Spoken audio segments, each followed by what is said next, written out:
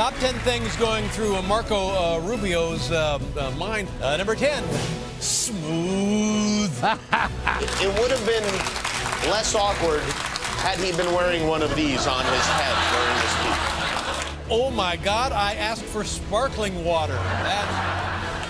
You tweeted out the water bottle yourself. You got it there again. You showed an ability to laugh at yourself. Do you have anything to add to that tweet from last night? I needed water. What am I going to do? It happens. We'll get to the Watergate in a second, but the serious news with Marco Rubio was this White House immigration plan that leaked overnight and his, pretty strong attack against it. I got to ask you, Congressman Castro, even your Democratic colleague from Texas, Congressman Cuellar, said that it would be better if the president would let Congress take the lead on this. Is the White House botching the effort to get a bipartisan deal here? Well, remember, this was leaked, so it's not something that the White House rolled out, and it's also clear that it's incomplete. So I think, look, it's important that every branch of government, the executive and the legislative branch, both work on this. And I also think there's a silver lining in this, which is that there are a lot of commonalities between the two plans, including a path to citizenship. So there's a lot to work with there.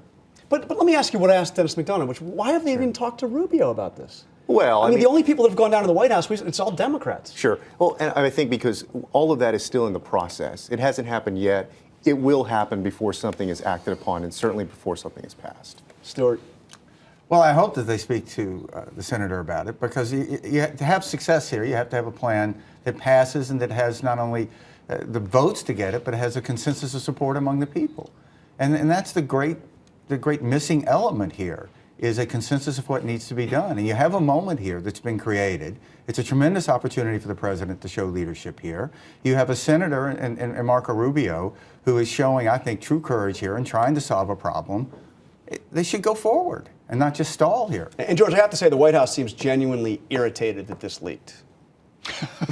As you can imagine. Yes, I can imagine. Look, there's a great consensus on the two really contentious issues that have bedeviled us for a generation. First, the 11 million people who are here are not going to be deported and are not going to self-deport. The American people would not tolerate the police measures necessary to extract from our community these people, a majority of whom have been here 5, 6, 7, 8 or more years. Second, we need immigrants. We need them for seasonal labor. We need them for construction industries. There are all kinds of industries dependent on this. So we have the consensus on this. The problem is not stopping the flood from Mexico. It stopped 2 years ago. The Mexican economy, furthermore, is doing better than ours is. And as it grows, it's going to solve the immigration problem largely that way. More than any fence can. More than any fence can, exactly. So you brought up the phrase self-deport. So I want to flash back here, since we've got a little bit of a Republican primary reunion, to that moment in the Republican primary when Mitt Romney brought this issue up. So if you don't deport them, how do you send them home? Well, the answer is self-deportation, which is people decide that they can do better by going home because they can't find work here because they don't have legal documentation to allow them to work here. And so we're not going to round people up. Okay, Speaker Gingrich, how much damage did Mitt Romney do, not just to his own election prospects there, but to the Republican brand with how he handled that issue? Oh, I think that and the 47% comment were fatal.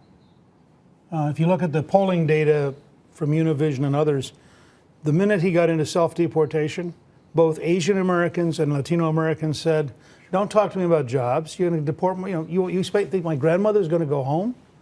I mean, don't talk to me. And you couldn't break through. And look at the last ad that the Obama campaign ran in Spanish for the last 3 weeks of the campaign. It was just Mitt Romney. And John, I think the Republican Party understands that, and that's why I think there is going to be immigration reform.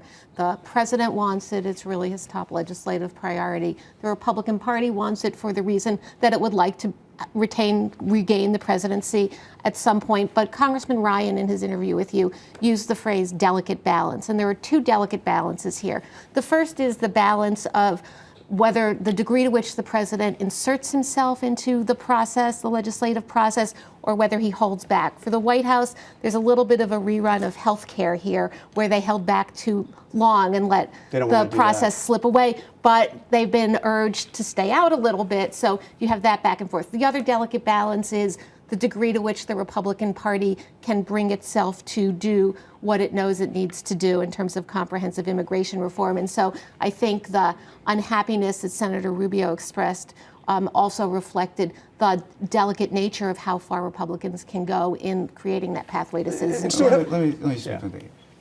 Republican Party had a problem with Hispanic voters before this primary. I don't think it got better during the primary, certainly. And I think that... I mean, it got worse. That's regrettable. But if you look at the numbers, it didn't get significantly worse. The greatest appeal that the Obama campaign had for Hispanic voters turned out to be Obamacare. And they ran a tremendous amount of their advertising appealing to Hispanic voters. It was the only place in their advertising where they talked about Obamacare, was to the Hispanic community, because an extraordinary percentage of Hispanic voters are uninsured. And that was smart politics. They did it well. The party was also known as the party that was against Obamacare, and that hurt us. There's not one solution here for the problems that Republicans have with Hispanic voters. And it's not like immigration suddenly solves it. And I hope and pray we can get through this stage and we can come to some sort of consensus here and go forward. But George, immigration's a big part of this. And were you struck by how kind of over the top Marco Rubio's response was to this? I mean, it was a draft. It wasn't, the White House wasn't putting it out, and he, came out ablazing on this. Yes, I'd like to see the details of what he finds in it that is offensive or left out that is important to add to it. In that sense, it strikes me as this may tell us something about the many pressures, conflicting pressures on Marco Rubio. He's been on the cover of Time magazine, anointed the savior of the Republican Party. That's a big lot of pressure. And I'm sure he has heard from members of the Republican Party, some of whom do not want to be saved with the kind of immigration reform he has in mind.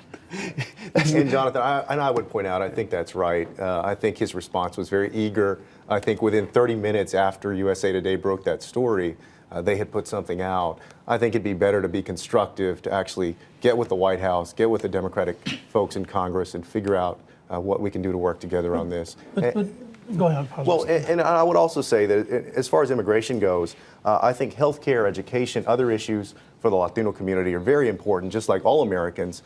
But they do use, I think, that immigration issue to sort out who the good guys and bad guys are in politics. So it's not just tone, but it's also the policies that were passed in Arizona, in Alabama, in Georgia, and those aren't going away for a while.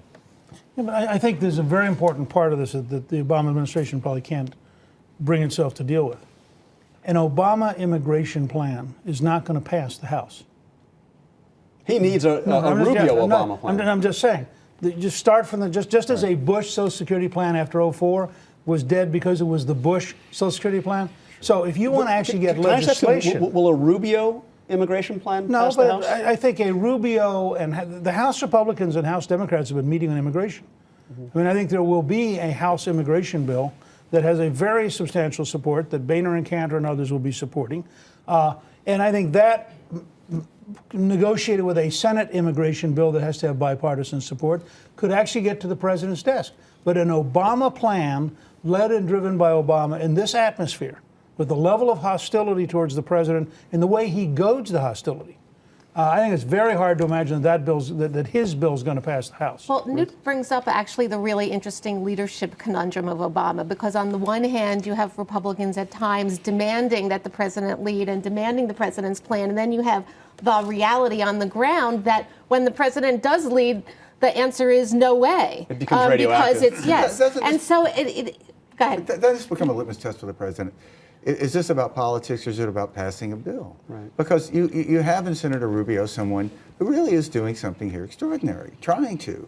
And he could be a partner in this process to help get it through. Right, but what I'm saying, Stu, is if the president... And you're going to use that person and try to help and work with them and lower the temperature to all of this and not be leaking plans and not be calling bluffs and try to get something done.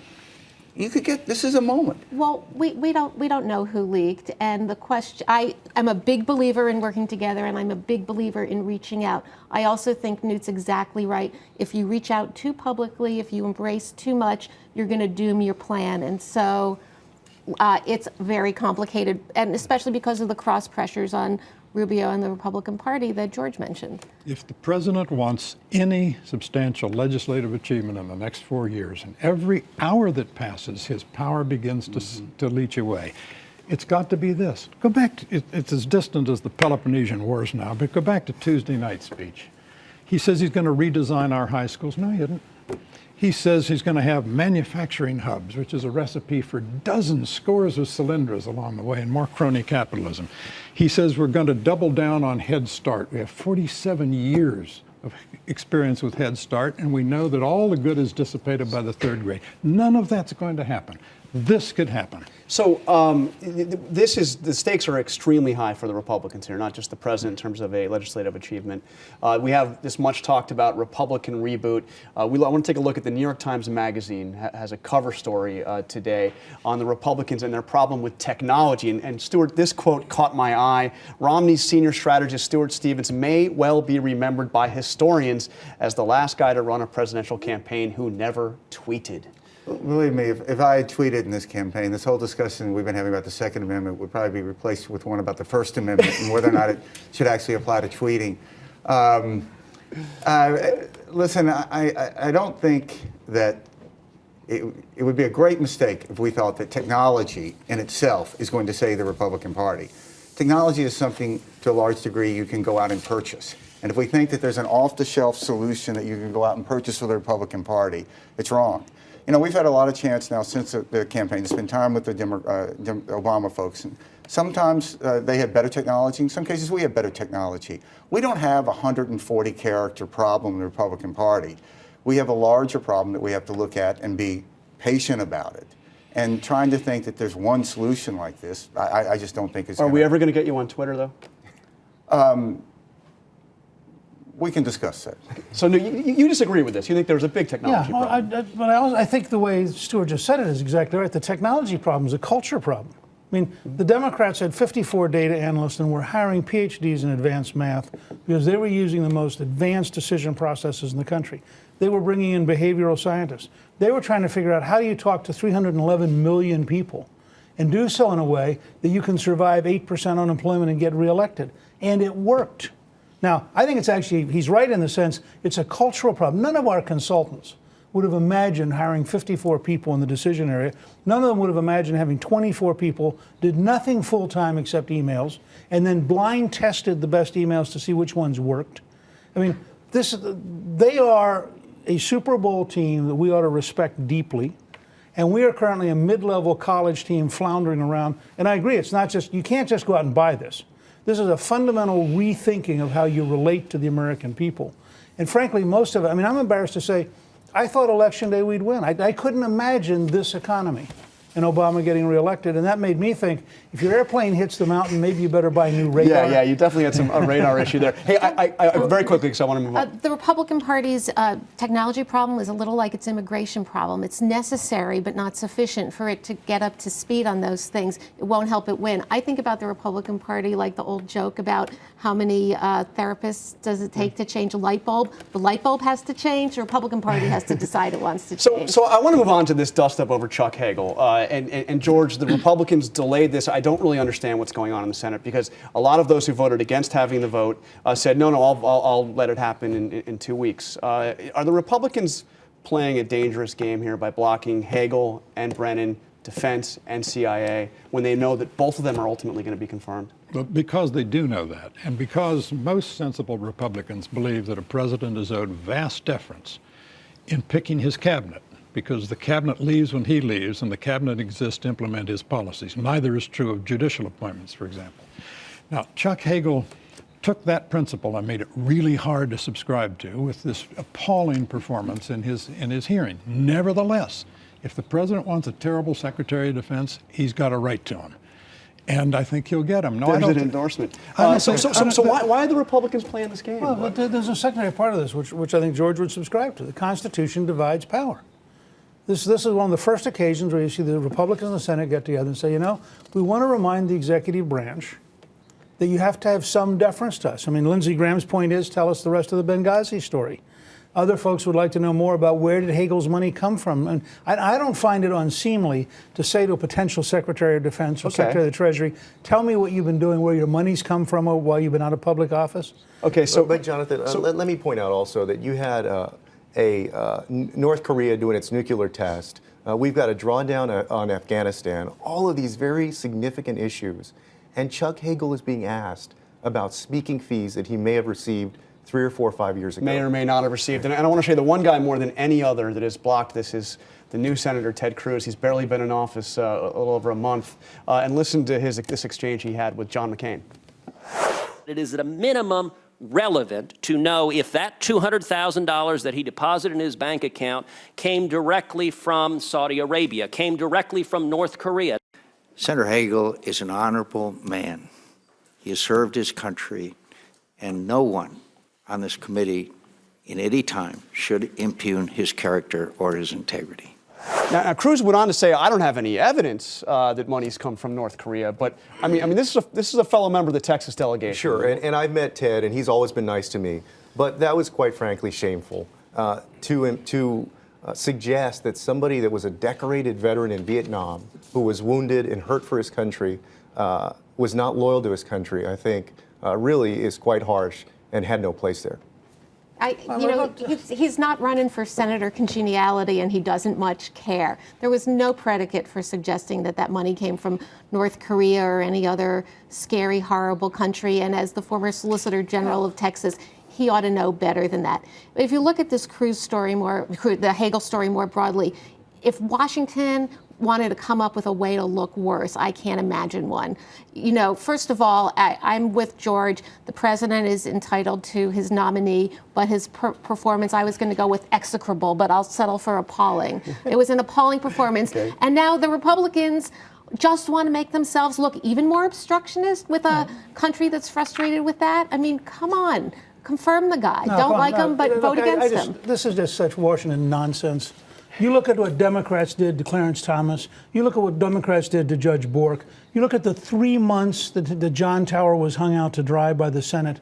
You're not endorsing that behavior. No, but though. I'm saying this, to have this brand new standard, no matter how stupid Chuck Hagel is, no matter how bad his performance, no matter how much he keeps in secret, we all know he's an honorable man. How do we know that? All right, well, we are unfortunately out of time. This was a great roundtable. Thank you very much for joining us, Congressman Castro, Newt Gingrich, Stuart Stevens, Ruth Marcus, and George Will. Really appreciate your time.